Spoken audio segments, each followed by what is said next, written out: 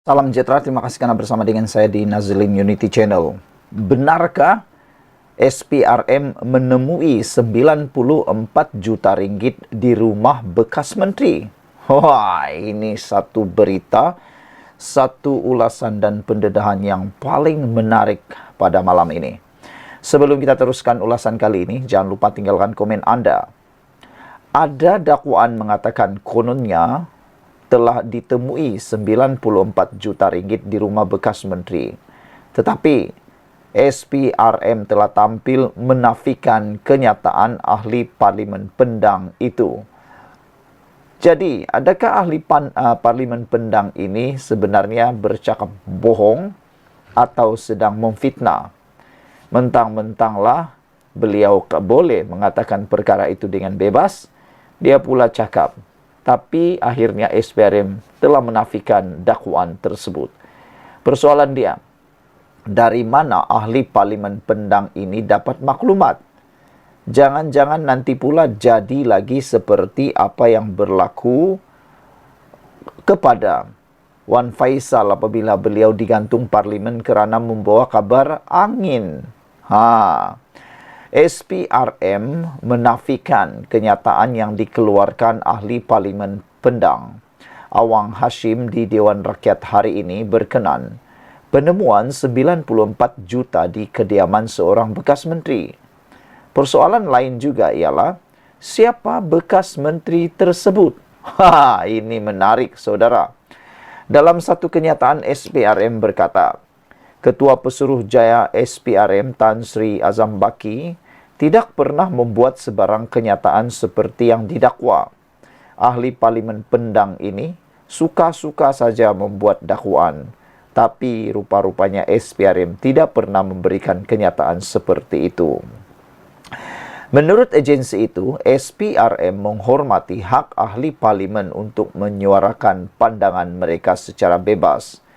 Namun, kenyataan dibuat mesti berasaskan fakta tepat untuk tidak mengelirukan, untuk mengelakkan kekeliruan. SPRM ingin menegaskan sekali lagi bahawa tiada sebarang kenyataan telah dibuat oleh SPRM ini mahupun Ketua Pesuruhjaya SPRM berkaitan penemuan jumlah tersebut di kediaman bekas menteri tersebut. Katanya dalam satu kenyataan sebentar tadi. Terdahulu, ahli Parlimen Perikatan Nasional PN itu membuat Dewan Gamat selepas mendakwa sejumlah wang ditemukan di kediaman milik bekas menteri dari pemimpin DAP. Bagaimanapun ketika diminta nama bekas menteri tersebut, Awang tidak mendedahkan, sebaliknya mendakwa.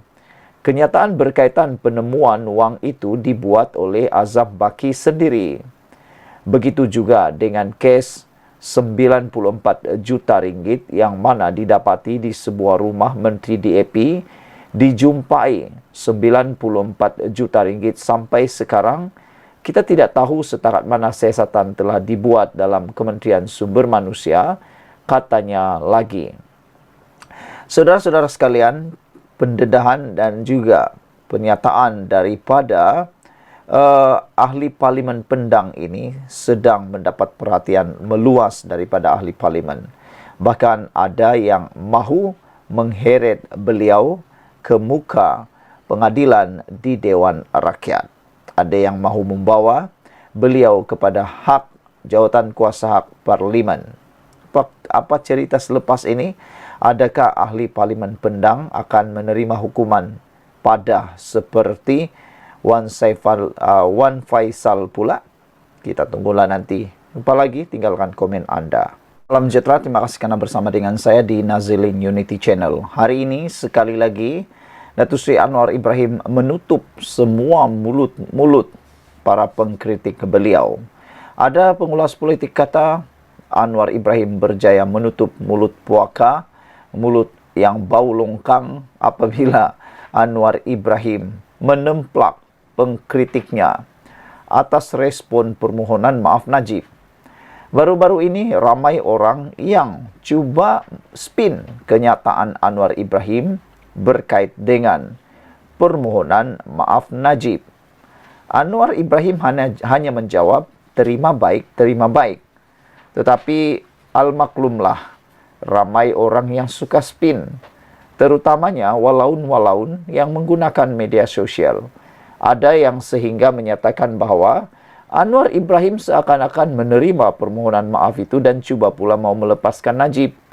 Tapi nampaknya sangkaan itu sudah jatuh seperti fitnah. Apabila kenyataannya baru-baru ini mahkamah telah menjatuhkan keputusan kepada Najib bahawa Najib perlu membela diri. Maka dengan itu, sangkaan dan ramalan walaun yang menyatakan bahawa kenyataan Anwar Ibrahim terima baik terhadap permohonan maaf Najib sebagai satu tindakan yang mungkin akan melepaskan Najib sudah kini jatuh fitnah. Jadi, siapa yang sudah termakan fitnah, siapa yang sudah melakukan dosa besar fitnah itu, Anda fikir-fikirlah sendiri. Hari ini sekali lagi Anwar Ibrahim menjawab mulut-mulut puaka yang cuba menemplak atau cuba memburuk-burukkan Anwar Ibrahim atas kenyataan terima baik tersebut. Datuk Seri Anwar Ibrahim menemplak pihak yang mengkritiknya selepas beliau memberi reaksi menerima baik permohonan maaf bekas Perdana Menteri Datuk Seri Najib Razak berhubung kenyataan salah laku dalam syarikat 1MDB. Bagaimanapun, Perdana Menteri mengakui permohonan maaf dibuat oleh Najib mungkin terhad, tetapi mempertahankan reaksinya untuk menerima baik tindakan bekas Presiden UMNO itu. Pada masa sama, Anwar turut mempersoalkan tindakan segelintir pengkritiknya tidak pula lantang bercakap mengenai rasuah membabitkan individu lain. Betullah seperti yang Anwar Ibrahim nyatakan ini. Kenapa kalau Najib mereka begitu lantang bercakap? Tapi kenapa individu yang lain yang juga ada mengena dengan rasuah, mereka kurang bising? Apalagi kalau membabitkan ahli politik daripada pembangkang, daripada Perikatan Nasional. Kata Anwar Ibrahim, saya rasa ia hipokrit sama sekali apabila Anda sebagai contoh hanya meletakkan Najib sebagai satu-satunya isu membabitkan rasuah, kata Anwar. Orang ini kononnya pasukan anti rasuah. Mereka yang kononnya berfahaman liberal ini hanya mendiamkan diri apabila membabitkan rasuah besar bekas pemimpin lain yang mengumpul berbilion ringgit. Saya tak dengar satupun kenyataan kebimbangan diluahkan. Jika Anda benar-benar mahu memerangi rasuah, Anda perlu konsisten, bersikap tegas terhadap semua perasuah, kata Anwar Ibrahim. Saya fikir adalah baik mengucapkan terima kasih dan mengalu-alukan sesiapa yang kata, ya, saya minta maaf atas beberapa sebab. Katanya seperti dipetik laporan FNT hari ini. BH sebelum ini melaporkan Anwar menerima baik permohonan maaf secara terbuka Najib berhubung kejadian salah laku dalam 1MDB. Terdahulu, Najib membuat permohonan maaf secara terbuka menerusi kenyataan dibacakan anaknya, Datuk Muhammad Nizar. Najib menyatakan beliau tidak bersalah dan meletakkan kesalahan kepada ahli perniagaan dalam buruan, Jolo dan eksekutif Petro Saudi. Permohonan maaf Najib itu dibuat beberapa hari sebelum Mahkamah Tinggi Kuala Lumpur memutuskan sama ada beliau perlu membela diri dalam kes rasuah 1MDB yang bermula 5 tahun lalu. Najib memaklumkan berasa amat terluka mengetahui segala kecurangan berlaku dalam 1MDB ketika berada di bawah pengawasannya sebagai Menteri Keuangan pada waktu itu. Saudara mengulas mengenai dakwaan kerajaan pimpinannya bertindak keterlaluan dalam memerangi rasuah. Anwar menegaskan pihaknya perlu bekerja sama atau bekerja keras untuk mencari punca masalah itu berikutan rasuah sudah pun menjadi sistemik di negara ini. Sehubungan itu, beliau memberi kuasa kepada agensi penguatkuasaan untuk mengambil tindakan tegas, termasuk menyiasat serta membuat pendakwaan di mahkamah. Kadang-kadang dalam bidang akademik, kadang-kadang dalam pertanian, Kadang-kadang dalam lembaga agensi terlalu ramai, kata Anwar Ibrahim. Nasib baik saya dibantu ramai rakan sekerja dan ketua perkhidmatan awam yang cukup berazam memastikan kita mempunyai kuasa perkhidmatan awam yang sah, cekap dan berintegriti, kata Anwar Ibrahim. Sekian untuk kali ini. Jangan lupa tinggalkan komen anda, tekan butang subscribe. Bye-bye. Salam sejahtera, terima kasih kerana bersama dengan saya di Nazilin Unity Channel. Ini laporan mengejutkan kita semua. Adakah dengan ini Hadi Awang letak jawatan? Hadi patut berehat sudah, kata seorang ahli politik di Malaysia. Seorang bekas pemimpin kanan PAS berpandangan betapa Presiden PAS Abdul Hadi Awang sepatutnya sudah berehat daripada karier politik ketika ini. Adakah anda juga bersetuju dengan pendapat bekas pemimpin kanan PAS ini yang berpandangan bahawa Hadi Awang sepatutnya sudah berehat daripada karier politik? Masih relevankah Hadi Awang sebagai ahli politik di Malaysia, bahkan menjadi ahli parlimen? Kerana ada yang mengaitkan kesihatan Hadi Awang dan juga kegagalan-kegagalan Hadi Awang menghadiri sidang parlimen sebagai punca Hadi Awang patut letak jawatan. Mereka kata Hadi Awang patut letak jawatan kerana beliaulah antara ahli parlimen paling gagal hadir ke parlimen.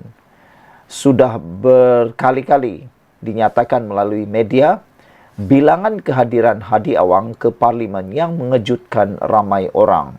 Ada yang kata tak sangka Hadi Awang, Presiden Parti PAS yang berteraskan Islam, paling banyak gagal hadir ke parlimen, kata mereka. Menurut Muhammad Naqi Ahmad, namun apa yang berlaku pada waktu ini ialah pengikut PAS bahkan menyanjung ahli parlimen Marang Terbabit secara berlebihan. Malah kata Naqi yang pernah menjadi naib presiden PAS itu, ketika ini tiada siapapun yang berani bersuara untuk mencadangkan agar Hadi Awang berundur daripada politik serta parti. Di mana suara mereka, kata beliau, Haji Hadi Awang patut berehat dah, tapi pengikut dia duk angkat dia ke tahap dewa, katanya lagi. Siapapun tak berani nasihat supaya Hadi Awang berehat, katanya dalam hantaran ringkas di Facebook hari ini. Untuk rekod, Muhammad Naqi meninggalkan PAS dan menyertai UMNO pada tahun 1989 di sebalik kedudukannya yang senior dalam parti tersebut. Anak kelahiran Kedah itu kemudian dilantik sebagai Yang di-Pertua Yayasan Dakwah Islam Malaysia Yadim. Terdahulu dia turut tampil dalam polemik kesahihan dakwaan Abdul Hadi yang dia bermimpi bertemu Nabi Muhammad dan diminta mendamaikan perseteruan di antara golongan Sunni dan Syiah. Walaupun tidak menyebut secara langsung, Muhammad Naqi antara lain berkata, antara tanda sesuatu ajaran itu sesat ialah apabila ia diambil daripada mimpi bertemu Rasulullah dan menerima arahan daripada baginda, katanya lagi. Nabi pesan kepada seseorang dalam mimpi, bolehkah orang itu menyimpan dalam keyakinannya bahawa dia berada di jalan yang benar dengan mimpinya itu? Tindak tanduk perjuangannya juga adalah benar. Adakah benar? Bagaimana pula dalam realiti hidupnya, dia yakin perlembagaan negara ini pada waktu sama dia bersumpah dengan nama Allah untuk mempertahankan perlembagaan itu. Apakah yang dilakukannya itu benar dan dia yakin benar? Soalnya yang dipercayai merujuk kepada amanat Abdul Hadi suatu masa dahulu, katanya lagi. Dalam hantaran pula, bekas ahli parlimen Baling itu menjelaskan, Islam tidak dikembangkan berdasarkan mimpi, sebaliknya ilmu yang terpancar dari Al-Quran dan Sunnah. Sayang, tokoh yang punya banyak pengikut atas nama Islam membiarkan pengikutnya berfikiran kotor, memuja pemimpin dan jumud, kata beliau lagi. Isu ini panas di media sosial sekarang, juga di Dewan Parlimen. Sekian untuk kali ini. Jangan lupa tinggalkan komen Anda, sila tekan butang subscribe dan kita jumpa lagi. Bye-bye. Salam sejahtera, terima kasih karena bersama dengan saya di Nazilin Unity Channel. Ramai orang yang mengulas isu kali ini sebagai isu yang agak lucu dan melampau. Saya tak nak ulas banyak, saya hanya bacakan kepada Anda apa yang disampaikan di Dewan Parlimen hari ini dan dipetik daripada Harapan Daily. Anda tinggalkan komen Anda, pandai-pandailah kamu menilai mana yang betul, mana yang tepat dan apa yang sepatutnya berlaku. Hari ini, Hadi Awang, Presiden PAS, mendakwa Anwar mahu dilihat lebih baik berbanding Nabi Muhammad. Itu dipetik daripada Harapan Daily. Bagaimana sampai begini ulasan dan juga laporan berita ini? Tan Sri Abdul Hadi Awang, PN Marang, menyindir Perdana Menteri Datuk Seri Anwar Ibrahim dengan mendakwa bahawa Anwar mahu dilihat lebih baik ketimbang Nabi Muhammad dengan menolak gaji sebagai Perdana Menteri. Hadi bagaimanapun tidak menyebut kawasan Parlimen Anwar, iaitu Tambun, semasa menyindir beliau. Kata Hadi, Allah memperuntukkan 20% kepada Nabi Muhammad. Ada peruntukan untuk Nabi dan keluarganya. Tetapi baginda menggunakannya untuk bantu dan mendahulukan orang lain. Seperti orang kawasan pedalaman yang memerlukan bantuan serta orang musafir, kata Hadi Awang. Namun ada orang yang nak tunjuk lebih daripada Rasulullah dengan tak mahu terima gaji, kata Hadi lagi. Itu cerita lainlah, kata Hadi ketika sesi perbahasan di Dewan Rakyat hari ini. Isu ini menjadi perhatian sangat ramai di dalam media sosial dan menjadi perdebatan ramai antara pengikut Hadi PAS, Pembangkang Perikatan Nasional, dengan Kerajaan Madani pimpinan Anwar Ibrahim. Anwar sebelum ini telah sah menolak gaji sebagai Perdana Menteri dan Menteri Kewangan sejak November 2022. Beliau juga menolak allowance sebagai pengerusi Khazanah Nasional. Tapi sebelum ini, Ketua Pembangkang juga, iaitu Datuk Seri Hamzah Zainuddin, telah membangkitkan isu ini dalam perbahasan beliau. Isu ini mula ditimbulkan oleh timbalan Presiden PAS, Datuk Tuan Ibrahim Tuan Man pada bulan lalu. Sekian untuk kali ini. Anda boleh ikuti laporan berita ini di Harapan Daily. Tinggalkan komen Anda, kita jumpa lagi. Bye-bye. Salam sejahtera, terima kasih karena bersama dengan saya di Nazilin Unity Channel. Kali ini ulasannya luar biasa. Kita nak mengulas apa yang jadi kepada kerajaan dan apa yang jadi kepada pembangkang. Hari ini disahkan oleh Fadilah Yusof, Timbalan Perdana Menteri Malaysia, merangkap pengurus kepada MOU peruntukan kepada pembangkang. Fadilah telah menyatakan bahawa pintu sudah tutup untuk peruntukan pembangkang. Ulasan pertama ialah, apa kesan penutupan MOU pembangkang ini? Baik, kita nak flashback. Kita nak cerita daripada belakang dulu. Ada 6 ahli parlimen daripada Parti Bersatu telah pun memberikan sokongan kepada Datuk Seri Anwar Ibrahim sebagai Perdana Menteri hanya kerana satu sebab. Bukan kerana lompat parti, bukan kerana hilang kepercayaan terhadap Muhyiddin Yassin, bukan juga hilang kepercayaan terhadap Perikatan Nasional, tapi mereka nak minta peruntukan untuk kawasan parlimen mereka kerana mereka tidak mahu pengundi ketinggalan di dalam arus pembangunan. Tindakan 6 ahli parlimen Parti Bersatu itu telah mendapat perhatian yang sangat meluas. Namun demikian, mereka tidak berjaya dilepaskan, digugurkan jawatan atau dipecat. Tidak berjaya dikosongkan kerusinya. Jadi tiadalah pemilihan oleh ahli parlimen. Berpandukan kepada kes yang sudah berlaku itu, 6 ahli parlimen dan seorang lagi ahli Dewan Undangan Negeri menyokong kepimpinan Menteri Besar Selangor. Apa yang dapat disimpulkan ialah, adakah selepas penutupan rundingan untuk peruntukan ahli parlimen ini akan menyebabkan berbondong-bondong lagi ahli parlimen daripada pembangkang akan menyokong Anwar Ibrahim, khususnya parti yang masih belum mewartakan dalam perlembagaan parti berkaitan dengan sebab musabab yang akan boleh dianggap sebagai lompat parti. Karena yang seperti kita tahu, Parti Bersatu juga telah pun memindah perlembagaan mereka hanya selepas 6 ahli parlimen Parti Bersatu menyokong Anwar Ibrahim. Itu pun sudah terlambat. Menjadi persoalan ialah, adakah selepas ini akan ada ahli parlimen mengikut jejak 6 ahli parlimen menyokong Anwar Ibrahim ini? Dan seperti yang pernah didedahkan sebelum ini, mungkin ada 12 ahli parlimen lagi daripada pembangkang ataupun adun yang akan menyokong kerajaan Madani.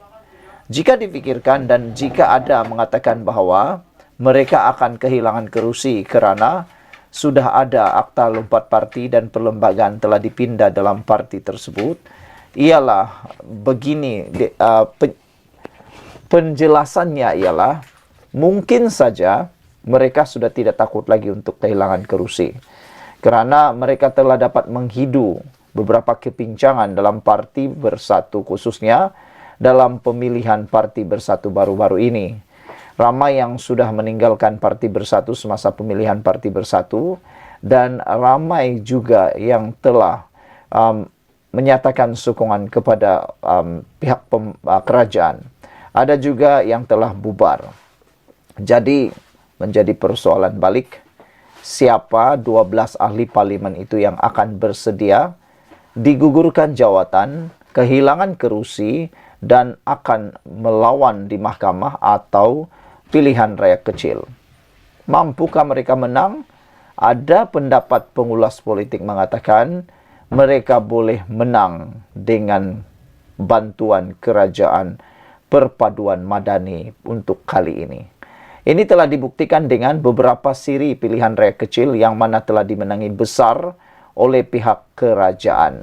Jadi, satu kerugian besar sebenarnya kepada pembangkang. Menurut penganalisis politik dan pengulas politik, tindakan pembangkang tidak menerima MOU peruntukan itu satu kerugian besar. Mereka mengambil contoh semasa pemerintahan Ismail Sabri Yaakob, Perdana Menteri Malaysia yang ke-9. Mereka nyatakan bahawa pada waktu itu, Anwar Ibrahim selaku ketua pembangkang sanggup menerima MOU tersebut.